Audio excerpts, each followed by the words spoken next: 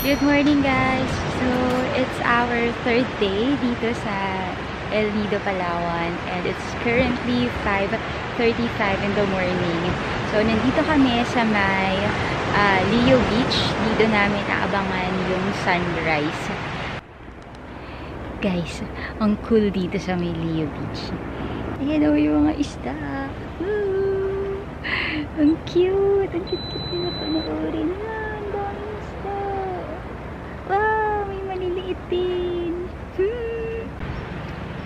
So, yan guys. On our third day, dito muna kami sa may Leo Beach sa sunrise. Kasi yung second day namin, hindi kami nakalabas ng maaga dahil nga nagpahinga kami, no? So, ngayon, on our third day, sunrise muna kami dito sa may Leo Beach. And then, maya-maya, mag-island hopping. Ayan. So far, ang ganda ng weather dito sa El Nido. And sana magtuloy-tuloy hanggang island hopping and sa entire stay namin dito sa isla.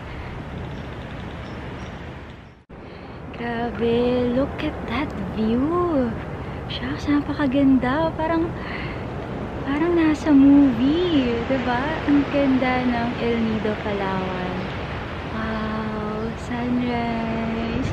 Guys, kung nandito din kayo sa El Nido, gumising din kayo ng maaga so that you can also enjoy this kind of scenic view dito sa may Leo Beach.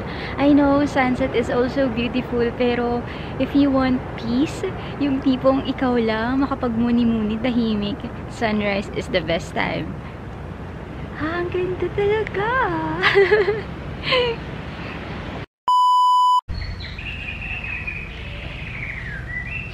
So, dito guys, sa Leo Beach, meron namang available na parking space and free naman, mapasasakyan or motor.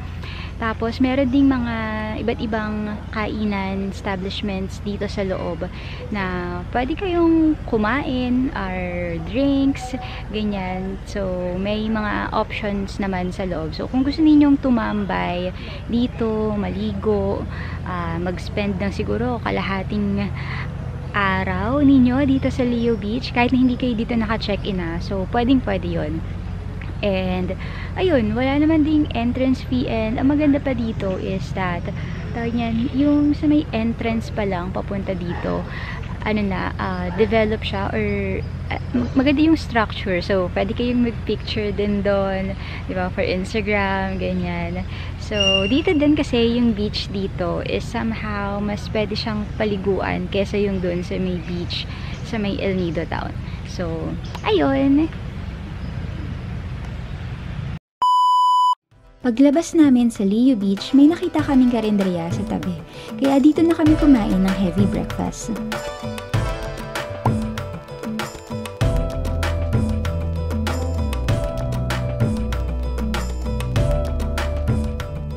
Bumalik kami sa accommodation para kunin ang iba naming gamit.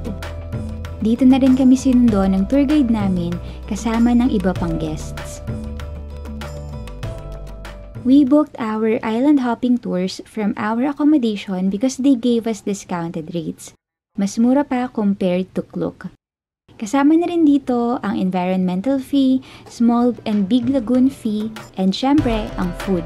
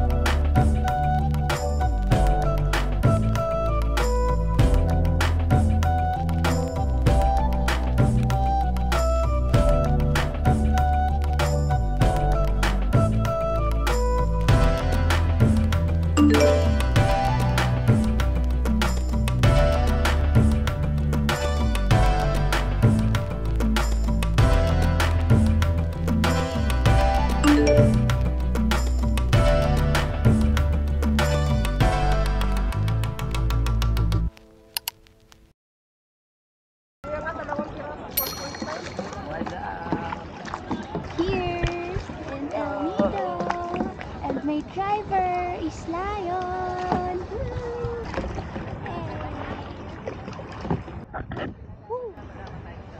Cadlao Lagoon.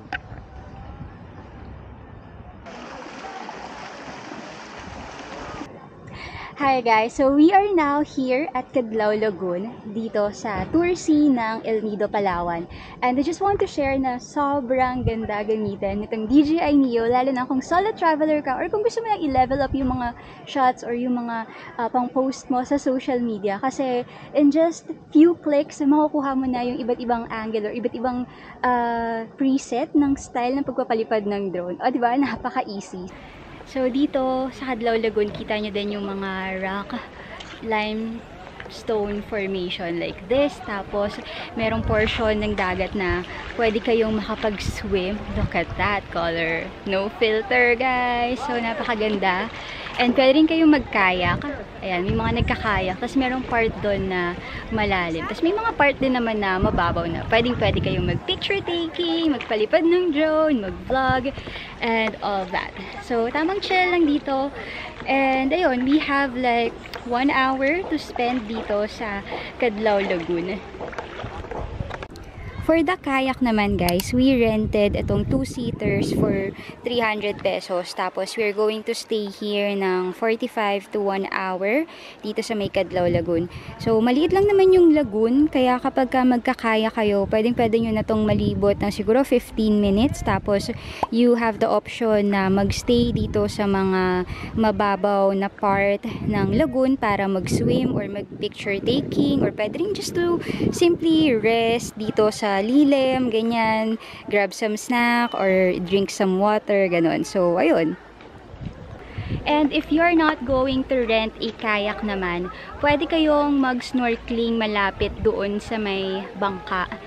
Ayun, pwede kayong mag-snorkeling doon kung ayaw ninyong mag-kayak. Since mahaba-haba yung igugugol na oras, like yun nga, 45 to 1 hour. Okay, second stop is the Helicopter Island. So, ayan, meron kaming 40 minutes dito para mag-stay, mag-snorkel. So, merong daw dalawang spot. So, yung dun sa kabila, tsaka dito. And then, itong shoreline na to, dyan, yung loading and unloading ng mga bangka. So, let's go and explore Helicopter Island. Ay, grabe. Good thing hindi naman ganun kadami yung turista today. So, meron lang mga ilan-ilan na boat. And since malawak naman nga yung area, no, hindi kayo magkakasiksikan or, alam mo yun, hindi siya ganun ka-crowded. In just few minutes, we will also enjoy this beautiful beach of Helicopter Island.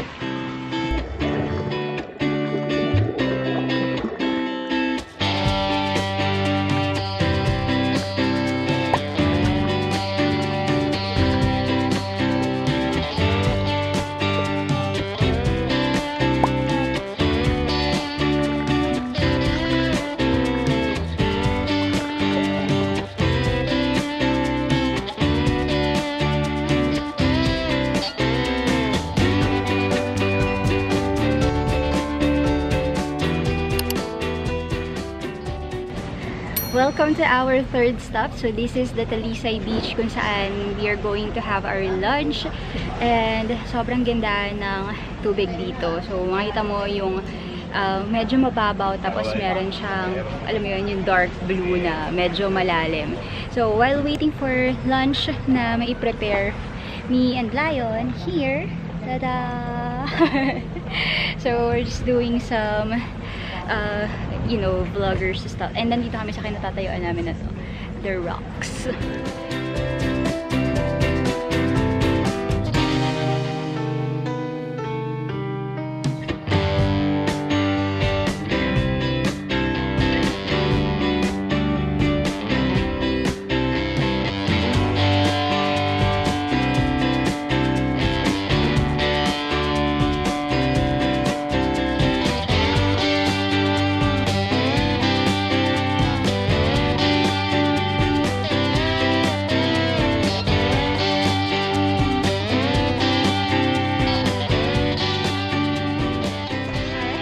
done with our lunch. Very simple and basic lunch, pero nakakabusog naman, no? So, there. This is the Lisay Beach, and then we are now going to our next destination. So, yan. Napakaganda din mag-snorkeling dito. And while waiting for your lunch to be ready, pwede kayong mag-swim muna dito. Or kung mabilis lang kayong kumain, di ba? While waiting for others, pwede rin kayong magtampisaw dito. Secret Beach. The entrance is in front of the small boat over there, ma'am, sir. So there is a small hole, that's the entrance. And we have to swim up there, ma'am, sir. Okay, so you have to wear your life jacket. It's very deep, ma'am, sir. It's about 15 to 20 feet deep, okay? So you have to wear your life jacket. Shallow inside, but practice.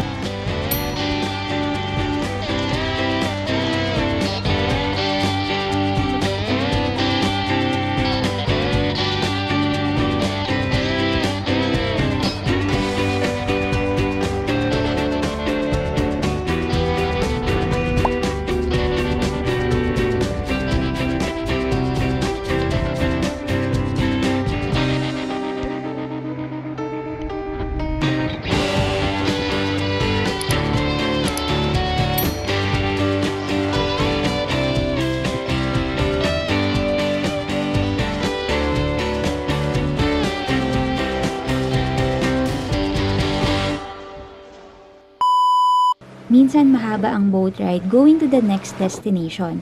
Pero hindi ka naman mababagot dahil nakakabusog ang ganda ng tanawin.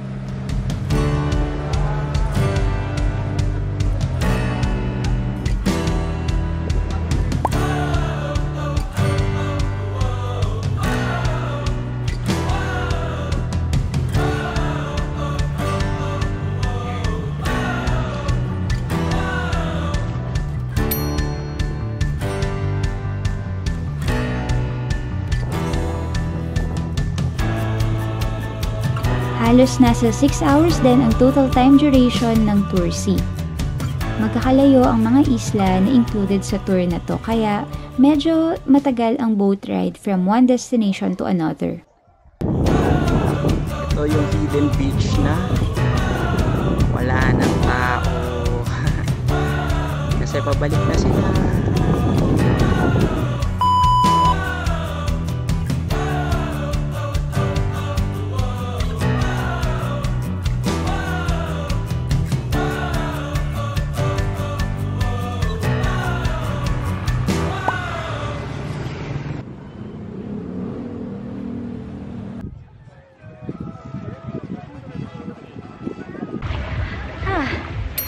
So, done with the island hopping, and ngayon, sinasamahan ko dito sila yun sa parang portion dito ng medyo gitna, pero parang nakaangat ng konti, parang nagkaroon ng sandbar, so para lang baha, no? Pero ayan, ayun kasi si Lion on the other side, so pupuntahan ko siya para may kasama ako at may kasama siya. Hindi na kami masyadong nagtagal dito kasi nagbabadya yung ulan and we don't have umbrella or kapote, kaya better na mag-pack up na din kami ng maaga-aga. So, hindi naman masyadong nakakapagod yung araw na to, no, compare nung second day namin. So, medyo chillax pa to, tong island hopping na ginawa namin today. Kakain na kami ng dinner. Hahanap lang kami ng makakainan. And then, balik na kami sa accommodation. And then, siguro transfer ng files, rest, and ready na ulit for the 4th day dito sa El Nido, Palawan.